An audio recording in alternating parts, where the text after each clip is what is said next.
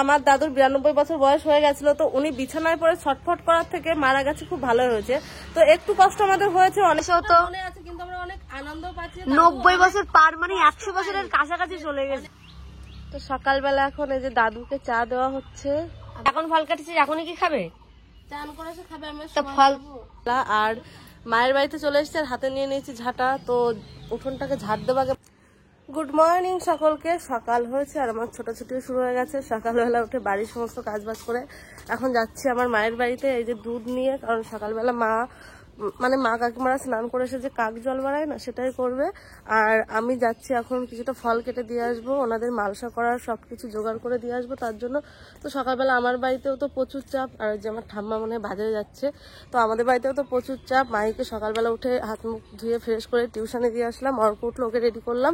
এখন আমি যাচ্ছি গিয়ে মায়ের বাড়িতে সমস্ত কাজবাজ করবো, করে বাড়িতে এসে আবার রান্নাবান্না করবো। তো যাই হোক চলো, আমার বাবার বাড়ি তো অনেক দূর, আমি প্রায় পৌঁছে গেছি তোমাদের সঙ্গে কথা বলতে বলতে। তো চলো, ও যে দেখো আমার ঠাম্মা যাচ্ছে দোকানের দিকে, যে একটা শাড়ি পরে। ওই দা, আমার ঠাম্মারে তো আমি দিদা বলি, তো ডাকলাম শুনতে পেলো না। তো যাই হোক চলো, এই যে বাড়িতে আমি চলে এসেছি। আমার মা মালসার জোগাড় করছে, দেখো বসে বসে। তো সকালবেলা এখন এই যে দাদুকে চা দেওয়া হচ্ছে। আমার দাদু চা ভক্ত, তো লিকার চা দিলি? এতদিন দুধ চা খেয়েছিল, তার জন্য। চাটা যদি পুরো শেষ না করো না, তা তোমরা দেখে। দাদু চা খেতে খুব ভালোবাসে, দাদু চা তো অবশ্যই শেষ করবে। খাই প্রতিদিনই। আর দেখে আমি একটু দাদুরে প্রণাম করি, অনেকদিন প্রণাম করা হয় না, আসাও হয় না। তুই একটু দাদুর বেশি সেবা যত্ন করছিস। আমার দেখে কিন্তু লোকে মনে করছে না, আরে বাবা কষ্ট করে মুখ উপর দিয়ে বলে। আর আমাদের তো ভিডিও করা কাজ না, ভিডিও নিয়ে উল্টো পাল্টা বললে কি হবে বল? এরা সব মানে মেন্টালিটি পাগলা। যাচ্ছে যে অল্প বয়সেও তো মনে আছে, কিন্তু আমরা অনেক আনন্দ পাচ্ছি। 90 বছর পার মানে 100 বছরের কাছাকাছি চলে গেছে। অনেকে তো বিছানায় বসে কষ্ট পায় কত কিছু, কিন্তু সেটা তো আমার দাদু আর পায়নি। দাদু এখানে থাকো, যে দেখ দাদুরা আসছে।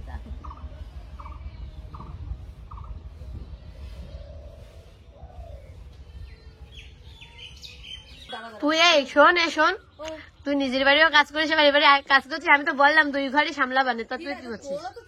তুই এমনি একটু কাজ বাজ কম করতে চাস, তা করছি তো এই কয়দিন। এত দায়িত্ব তোরে দিই তো, এই তো অল্প করে থালা বাসন ছিল, আর এই যে এখন জল নিয়ে রান্নাটা আমি করে দিবানি বাড়ির সবার। ঠিক আছে। আর ঠাম্মারে দেখো, আমার ঠাম্মা সকালবেলা চা খাচ্ছে। আমার দাদুরা চা দিয়ে হয়ে গেছে, ঠাম্মারও চা দিয়ে হয়ে গেছে। ঠাম্মার সাথে আমি কালকে ঘুমাই, ঠাম্মা সেভাবে ঘুমাতে পারি না, ওই ভোরবেলার দিকে, তাই একটু ঘুম আসেও না। আমাদের কিউট কিউট ঠাম্মা, খাও নায়িকা। হ্যাঁ, আমাদের দাদু নায়ক। দাদুর সাথে বাবা তুই এমনি রোগা হয়ে যাবি।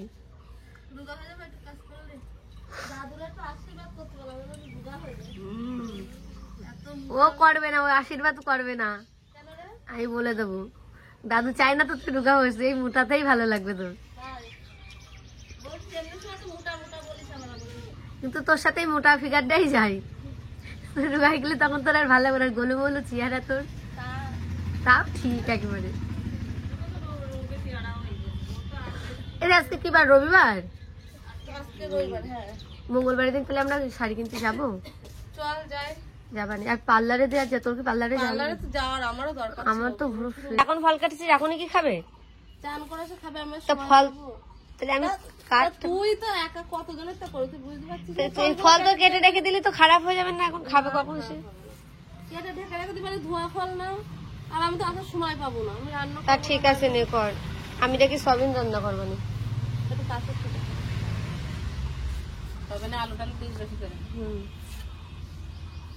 আলু দিয়ে আর আছে জিরে বাটা আর আছে আদা।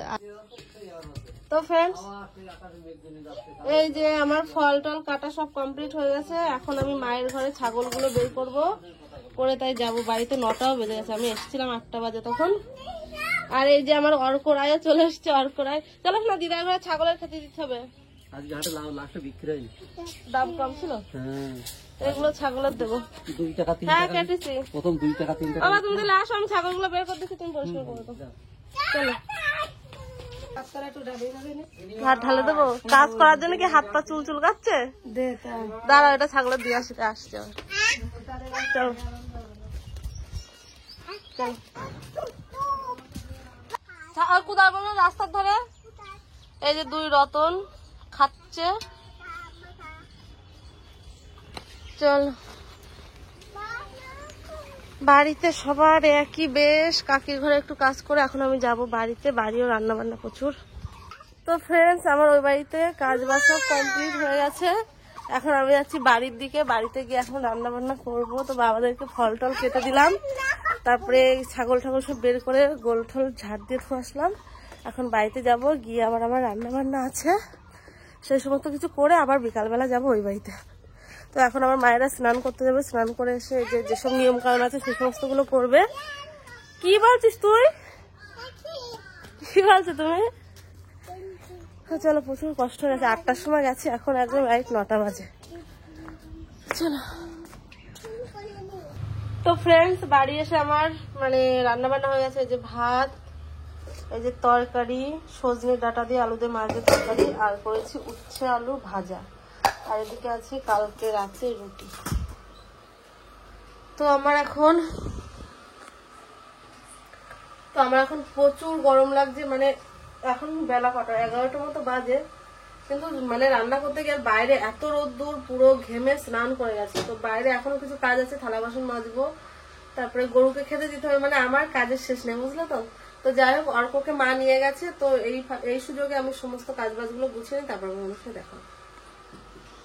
তো এখন হচ্ছে বিকাল বেলা, আর মায়ের বাড়িতে চলে এসেছে, আর হাতে নিয়ে নিয়েছি ঝাঁটা। তো উঠোনটাকে ঝাড় দেবো আগে ভালো করে, আর ওই যে বাসন বের করেছি, বালতি বের করেছি। তো রান্নাঘরটা ঝাড় দিয়ে আসলাম, উঠোনটা ঝাড় দেবো, দিয়ে থালা বাসনগুলো মাজবো, আর জলটা তুলে দিয়ে আবার বাড়িতে চলে যাবো। যাই হোক, চলো এখন তাড়াতাড়ি করে কাজকর্মগুলো সব সেরে নিই। এই যে আমার বাবার বাড়ি গাইস। তো মা তো বাড়িতে দেখছি না, মা মনে হয় বাগানে বসে আছে, কারণ আমাদের বাড়িতে প্রচুর গরম হয়, দুপুরবেলাতে রোদ্দুরের তাপে বাড়ি থেকেও থাকতে পারে না। যার জন্য আগের বছর মাকে এসি দিলে তো হতো, কুলার দিয়েছিলাম, এতটা গরম। তো এবার দেখা যাক, ষষ্ঠীও প্রায় চলে আসলো। তো যাই হোক, এখন বেশি বকবক না করে আমি আমার কাজগুলোকে করি।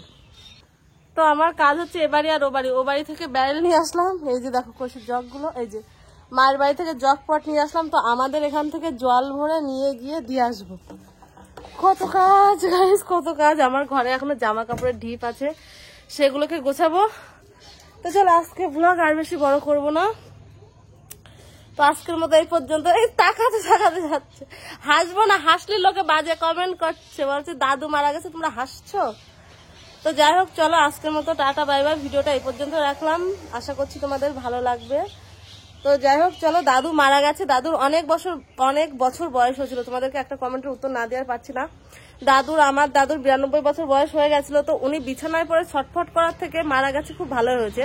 তো একটু কষ্ট আমাদের হয়েছে, অনেক মিস করছি দাদুকে। তাই বলে দাদুকে তো সারা জীবন বাঁচিয়ে রাখতে পারবো না। তো তোমরা যারা বাজে কমেন্ট করছো তাদেরকে একটাই কথা বলবো যে তোমাদের সাথে হয়তো এইসব ঘটনাগুলো ঘটেনি, যার জন্য তোমরা বুঝতে পারছো না। আমাদের সাথে ঘটছে, আমরা খুব ভালোভাবে বুঝতে পারছি। যেদিন তোমাদের সঙ্গে হবে সেদিন হয়তো তোমরা ভালোভাবে বুঝতে পারবে ব্যাপারটা। তো চলো, আজকের মতো সবাই ভালো থেকো, সুস্থ থেকো, দেখা হবে আবার অন্য একটা ব্লগে।